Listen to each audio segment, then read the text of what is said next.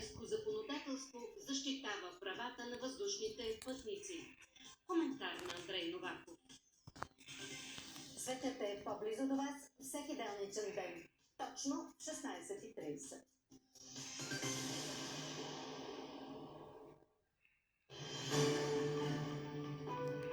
Тази събота говори сега, ще ви покажем. Румен Радев може ли да се превърне в новия спасител? Бившият депутат от ДСБ и психиатър доктор Николай Михайлов.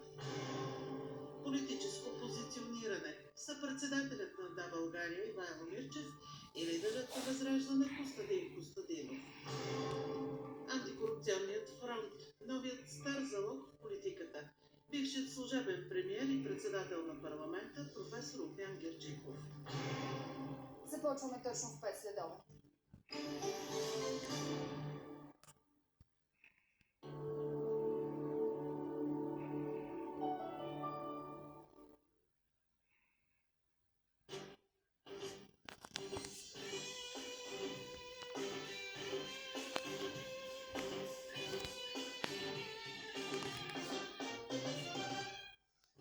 Здравейте! Вие сте с извънредното издание Нощ от деня.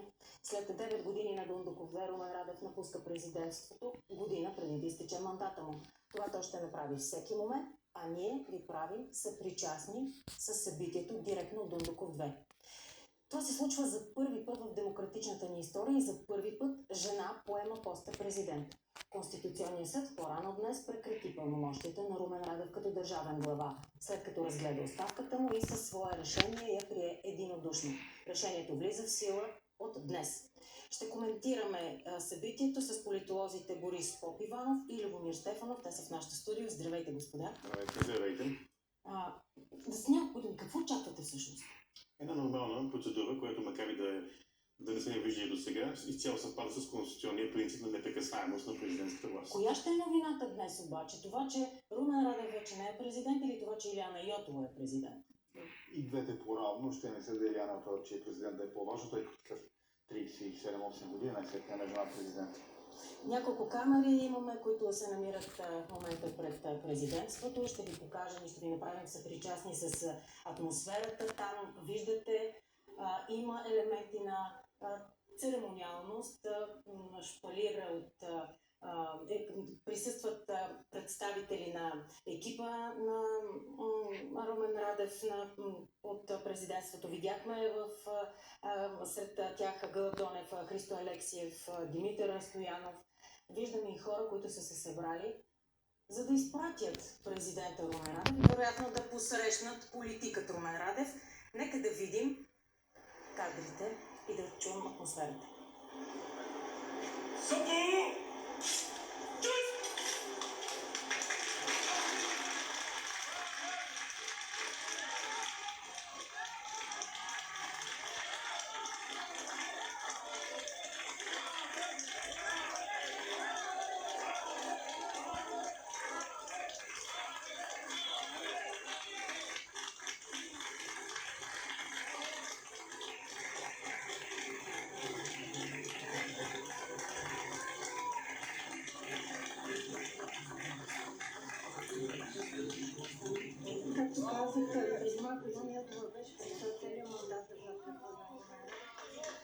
С огромно съжаление ще кажа, че медиите са разположени. Мястото, което е отделено на медиите в момента е доста далече от позицията, в която се намират Румен Радев и Илияна Йотова. И с огромно съжаление ще кажа и с любопитство какво ли си казват в момента двамата.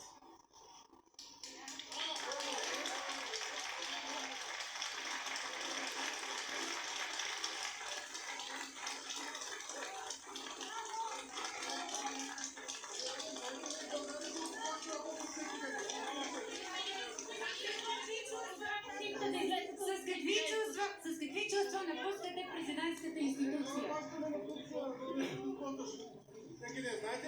Първо,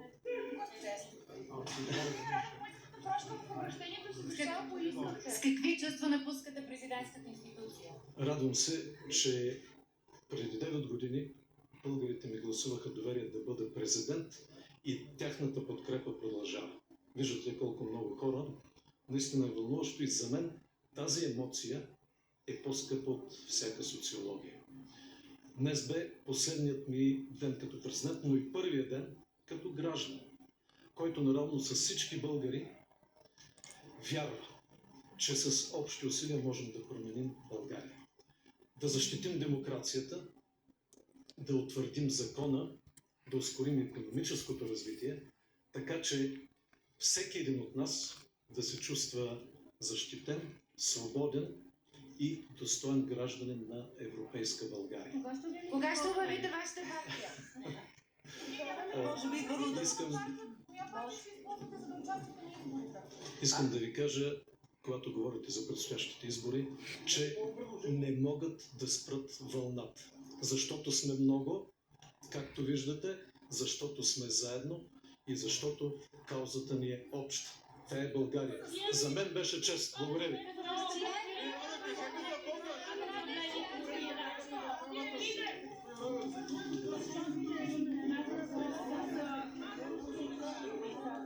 Това бяха първите думи вече на, както той казва, обикновеният гражданин на Румен Радев, а ние оставаме в очакване да видим какви ще са първите действия на политика Румен Радев, нали така, господа?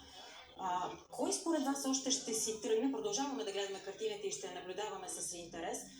Кой според вас още ще си тръгне с Радев от президентството? Очаквате ли познати лица от предишни негови служебни кабинети? Пожелаваме успех с вас.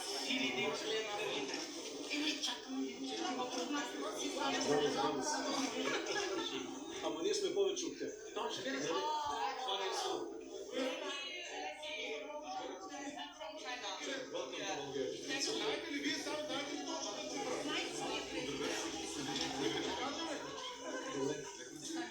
Замълчахме, стихме, както се казва, за да успеем да доловим не само емоцията, но и какво му казват хората. Приветстват го, разбира се. Да кажете според вас, кой още ще си тръгне с него от президентството? Очаквате ли някакви нови лица, някакви изненади или... Заповядайте, господин Попиванов. Според мен трудно можем да гадаем точно в момента и дали би имало смисъл, понеже в рамките на буквално няколко седмици ще получим отговорите на всички тези персонални въпроси. Всякакви спекулации в този момент също само ще натоварят картината, защото ясно е, че фигурата е една. И това не е екипа на Румен Радев, а самия той. И той ще бъде олицетворението, лицето, фигурата, носителя на всичко това, което е събрало толкова очакване, което виждаме дори тук, в макар и малък мащаб, проявено пред президентската институция. Но това, което специално трябва да се отбележи във връзка с тази съвсем кратка едноминутна церемония, е, че за разлика от всички досегашни български състави на президентската институция, тези два мандата на Радев и Йотова показаха най-добрия екип и най-добрия синхрон между президент и вице-президент. В по-висока степен от всички други, с евентуалното изключение на Първанов Марин, но там вице-президента Марин странеше основно от обществени медийни и политически събития, докато тук Илияна Йотова беше активен участник в този президентски екип и се показа като, може би, най-дейният вице-президент, който сме имали от началото на промените, от приемането на сегашната конституция. Абсолютно ще разберем в рамките на 2 седмици, въпреки че първите цветки вече пропяха, разбрахме кои ще са хората, които... Слави Василев тук съобщи, че ще бъде... Крайно време беше някакси той да се заяви, тъй като начинът, по който се изявяваше, носеше лек смут, да кажем, да безпристрастността на коментарите му, а ние като политолози, как си имаме по-особено Аз не знам, господин Василев, дали някога има претенцията за безпристрастност, винаги е защитавал пламенно тезата на Румен Радев, така че беше напълно очаквано, едва ли някой се изненада от това, че ще бъде кръга. Въпросът е важен от гледна точка на това да се ориентираме къде би се позиционирала политическия проект и партията на Румен Радев. Къде можем да си представим какво мисли за други. За това е това любопитство. Но вие заговорихте, господин Попиванов, за наследството, което оставя на Илияна Йотова. Какъв президент очаквате да бъде госпожа Йотова? След това представлява в крайна сметка едно завършване на един мандат, а не и цяло нов мандат. Така че едва ли може да очакваме някаква кардинална нова програма, платформа, от името на която президента Йотова тръгна напред. По-скоро с всичките си досегашни действия тя е показала, че изцяло се солидаризира с мандата, в който тя беше заедно с Румен Радев като президент. Така че поне до следващите президентски избори едва ли ще има някаква принципна разлика в члените на самия президент. Той не случайно с това обоснова и своята оставка, че конституционните правомощия на президентските институции не ни позволяват да има ясното присъствие в твърде много сфери на обществения и политически живот, поради което е необходима друга форма на политическо участие, защото да си президент, това също е политика. Значи, поред мен не бива да говорим за президента ради политика ради, защото всеки човек, който е вземал институционална позиция в сферата на държавната власт, също е бил политик, макар и не партиен политик. Партийните политици не са единствените политици. И тези негови послания, независимо от това, което твърдят неговите опоненти от едната или другата посока, са били в различни посоки. Те не са били никога концентрирани само в една посока, поради което и спектъра от послания, спектър от позиции, в които би могъл да се първо да оплътнява със своята бъдеща идея, е доста широк. Господин Стефанов, очаквате ли Лиляна Йотова да влезе в обувките на Радев като президент? Или очаквате различно поведение, с оглед дори на богатото им политическо минало и опит, която тя има за гърба си? Мисля, че ще видим абсолютно различен тип президент. Първо, защото... Е жена. Не. Аз нямам да цитирам въобще от това. Това за мен е работа си свеж въздух, подранила хора за българската политика. Сега се някаква нормалност да бъде предизвестена. Защо да е за различен президент? Защо? Защото тя има много по-прагматичен поглед върху политиката и разбира какво е политиката. Господин Радев има трудени 9 години да се научи на тази работа. Да, съгласен съм, всеки човек на публична представителна длъжност е политик. Само че 9 години ни обясняваше, че не е политик. А не президент баща на народа. Той всъщност си го казва, че спасава текст. Да ви кажа, Йордан говори сега.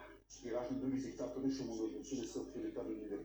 Така че искам да видя, освен въпросите, които задаваше 9 години, и на които търсеше някакви много странни отговори, като не отговаряше на репликите, сега като влезе в дебатиращ режим, какво ще разказва, то тъй вече няма да се заслом от въпрос. Искате ли да видим какво разказва в момента на хората? Нищо не разказва. Може пък нещо да го питат. Може пък нещо да го питат. Колеги, моля да го чуят.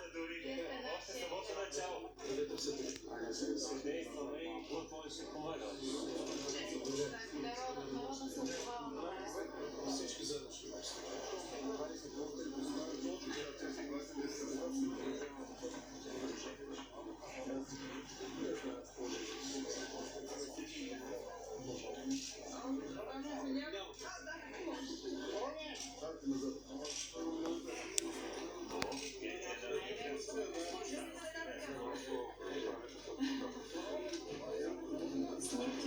Снимки с Румен Радев, поражителни думи.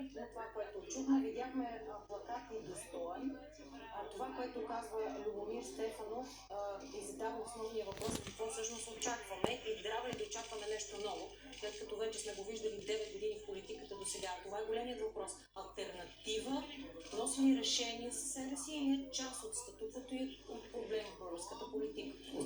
Всичко това много скоро ще се изясни. Защото в крайна сметка, каквито да бъдат нашите собствени оценки и мнения, една значителна част от очакванията на българското общество са насочени именно в тази посока. За това, че Румен ще бъде алтернатива и ще бъде в крайна сметка някакъв тип излизане от този вече напълно изчерпан модел, този напълно изчерпан период последните 5-6 години след 2020 година, в който различни политически сили създаваха надежди, но нито една от тях не успя да защити образа си на ново присъствие, на разгръщане на излизане извън кризата на българската партийна система, на българската политическа система. Така че очакването в най-висока степен се концентрирали върху него и това личи включително и върху това, че се продължава да бъде през целия този период най-добре одобряваната политическа фигура в България.